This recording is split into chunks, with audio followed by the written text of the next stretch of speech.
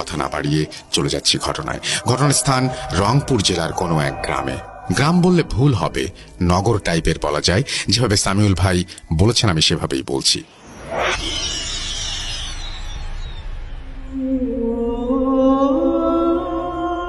2012 April মাসের 12 তারিখ, HSC পরীক্ষার আগের দিন। এইচএসসি পরীক্ষা সাধারণত এপ্রিলেই হয়ে থাকে। পড়াশোনা চলছিল যথারীতি। রাতে ছাদে যাওয়ার আমাদের অভ্যেস ছিল, প্রতিদিনই যেতাম, তো কখনো কোনো সমস্যা হয়নি। ওই দিন রাত 2টা থেকে 2:30 পর্যন্ত পড়াশোনা করতেছিলাম।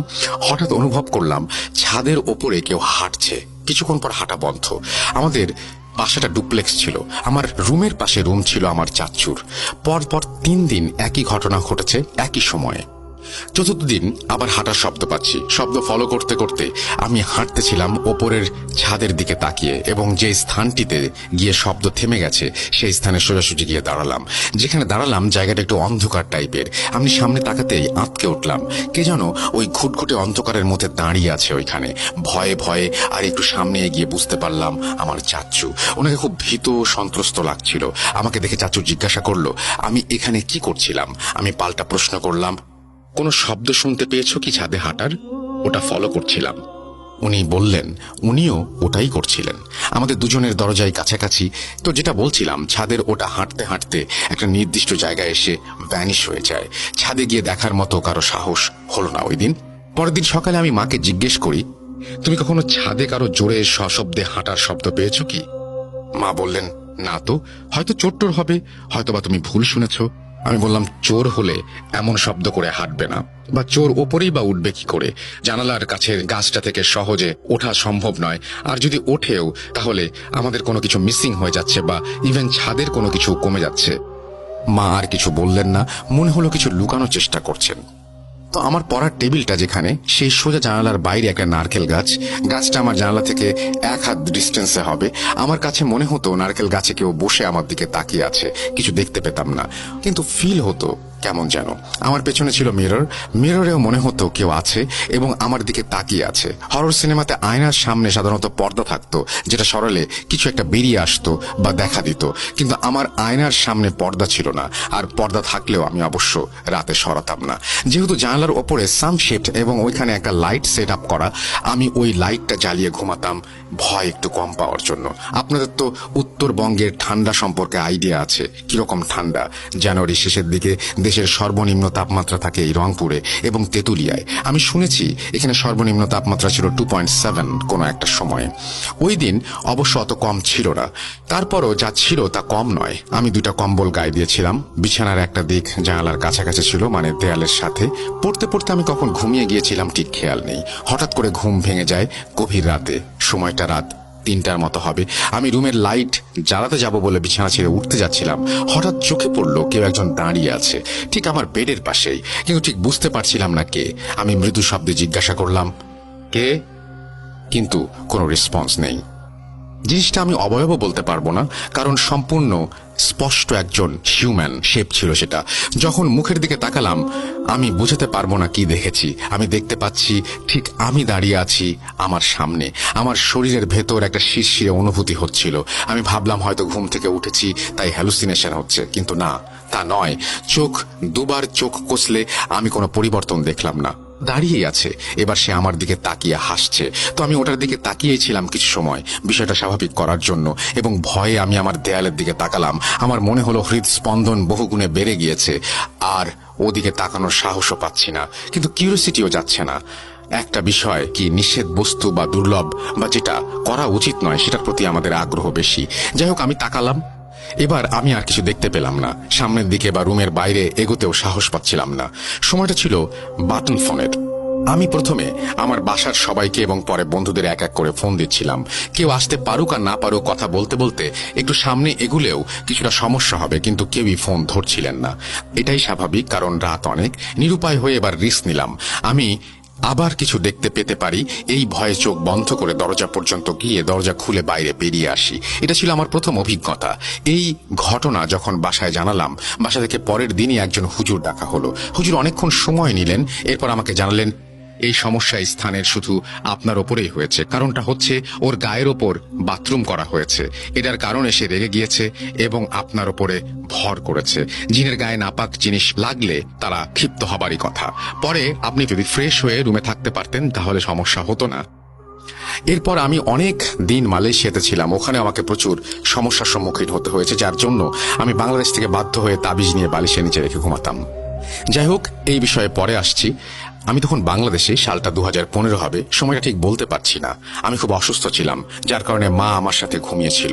আমি একলা ঘুমাতে চাইলেও মা আমাকে ঘুমাতে দিত না, কারণ ওইটাই আমার মায়ের আবার তুলা রাশি। আপনারা জানেন যে তুলা রাশি জাতকদের জিনের সাথে সম্পর্কের বিষয়টা। আমার ঘুম আসছিল না কেন জানো। আম্মু ঘুমিয়ে গেছেন। রাত 3টা থেকে 3:30 দিকে দেখতে পেলাম আম্মু খুব জোরে জোরে শব্দ করছেন মুখ থেকে। শব্দটা এমন যে কাউকে গলা চেপে ধরলে যেমন হয় ঠিক তেমন। আমি আম্মুকে জোরে ধাক্কা দিচ্ছিলাম, কিন্তু উনি কোনো রেসপন্স করছিলেন না। আবারও কয়েকবার ধাক্কা দেওয়ার পর উনি জেগে উঠলেন। আমি আম্মুর কাছ থেকে জানতে চাইলাম কি হয়েছে। উনি বললেন, না কিছু না, তুমি ঘুমাও। আমি মনে করছিলাম ওনাকে বোবা ধরেছে, সেরকম কিছু একটা হবে। সকালে আমি ওনাকে জিজ্ঞেস করলাম, আসলে কি হয়েছে আমাকে বলো, লুকানোর চেষ্টা করো না। এরপর উনি আমাকে যা বললেন, একজন জিন তাকে নাকি খুবই পেইন দিচ্ছে। সে এক এক সময় এক এক রূপ নিয়ে আসে, কখনো কোনো আত্মীয় স্বজন বা কখনো বাড়ির কাজের মেয়ে, এরকম। কখনো কখনো গলা চেপে ধরে, আর সে যাকে দেখানোর ইচ্ছা তাকেই দেখাতে পারে। সে যদি তোমাকে দেখাতে চায় তুমিই দেখবে, আর কেউ দেখবে না। এই সমস্যার জন্য বাসা বন্ধ করা আছে, স্পেশালি আম্মুর রুমটা। আর একদিনের ঘটনা, আম্মু রুমে একাই। আব্বু তখন বাইরে ছিলেন। উনি বিছানায় কাত হয়ে শুয়েছিলেন। কোনো এক কারণে উনি ঘুরবেন, তো যথারীতি পেছনে ঘুরতে যাচ্ছিলেন। তখন উনি ফিল করলেন ওনার মাথা ও পা কেউ একজন চাপ দিয়ে ধরে রেখেছে। তো আম্মু এই বিষয়গুলো সমাধানও জানতেন, সেটা হলো নড়াচড়া করা। তাই এই জাতীয় বিষয়গুলো হলে শরীর নাড়াচাড়া করতে হয়। উনি হাত পা ছুড়ছিলেন এবং শরীর নাড়াচ্ছিলেন। একদম এরকম করতে করতে উনি ফিল করলেন ওটা সরে গেছে। অনেক ভয় পেয়েছিলেন ওই দিন। এভাবে চলছিল দিন রাত। মানুষের নিজের বাড়ির প্রতি একটা টান থাকে, আমারও ছিল, কিন্তু এরকম বিষয়গুলোর জন্য মনের মাঝে একটা খারাপ লাগা সবসময় কাজ করত। সময় পার হতে থাকে, এই বিষয়গুলো আমাদের বাড়িতে অন্য কেউ আসলে তাদের সামনেও ঘটতে শুরু করে। আর একদিনের ঘটনা, আমার ভাই এবং কাজিন এক রুমে বসে গল্প করছিলাম। সময়টা ছিল দিনে। হঠাৎ ওরা দেখতে পেল সামনে রাখা চেয়ারটা প্রচন্ড শব্দে সরে গেল। দুজন মুখ চাওয়াচাওয়ি করলো। কি ঘটনা? মনে হয় ভুল দেখেছে। একটু পরেই আবারও সেই একই রকম দৃশ্য। ওরা দুজন একদম অজ্ঞান হয়ে যাওয়ার মতো অবস্থা। ও, ছাদের রেলিংটার বিষয়টা বলা হয়নি। ছাদের রেলিংয়ে এক ধরনের শব্দ হতো, যেটা রেলিং এর ওপর আঘাত করার একটা শব্দ, এবং অনেকক্ষণ থাকে এরকম শব্দ করতো কেউ। মনে হয় হাতুড়ি দিয়ে কেউ রেলিং এর ওপরে বাড়ি দিচ্ছে। মূলত বাড়ি বন্ধ করার পর এটা ছিল আর এক কারণ।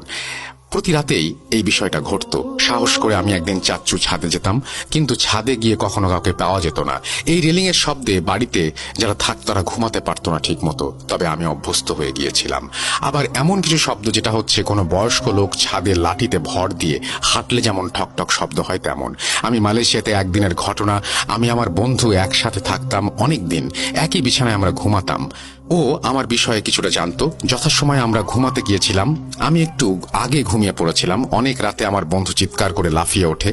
আমার ঘুম ভেঙে যায় এবং আমিও অনেক ভয় পেয়ে যাই। আমি জিজ্ঞেস করলাম কি হয়েছে। ও প্রচন্ড ঘেমে একাকার। আমি ওকে পানি এনে দেই। আমি বললাম, কি হয়েছে বল। ও আমাকে বলল, আমি ফিল করলাম আমার হাতে কিছু পশমের মতো স্পর্শ করেছে। তখন আমি বুঝতে পারিনি কি হয়েছে। হঠাৎ একটা হাত আমাকে চেপে ধরেছে, যেটা লোমে পরিপূর্ণ। তাই আমি প্রচন্ড ভয়ে চিৎকার করে উঠেছি। আমাদের এখানে বিড়াল জাতীয় প্রাণী আসার কোনো সম্ভাবনাই নেই। তাহলে এটা কি ছিল?